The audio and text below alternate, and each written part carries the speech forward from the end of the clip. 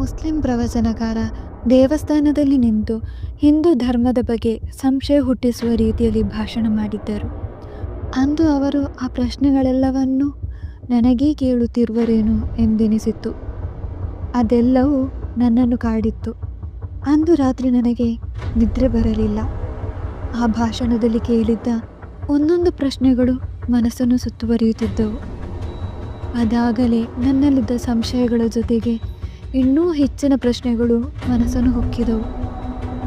ಆ ಎಲ್ಲ ಚಿಂತೆಗಳಿಂದ ನನಗೆ ಹುಚ್ಚು ಹಿಡಿಯುವುದೇನೋ ಎಂದು ಭಾಸವಾಗುತ್ತಿತ್ತು. ಕುರಾನ್ ಮತ್ತು ಇಸ್ಲಾಂ ಮತದ ಬಗ್ಗೆ ತಿಳಿದುಕೊಳ್ಳಲು ಬಹಳ ವಿಷಯಗಳಿವೆ. ಎಲ್ಲವನ್ನೂ ನನ್ನ ಮುಸ್ಲಿಂ ಗೆಳತಿಯರ ಬಳಿ ಕೇಳಬೇಕು. ಜೊತೆಗೆ ಇನ್ನೂ ಹೆಚ್ಚಾಗಿ ಇಂಟರ್ನೆಟ್ನಲ್ಲಿ ಹುಡುಕಬೇಕು ಎಂದುಕೊಂಡೆ.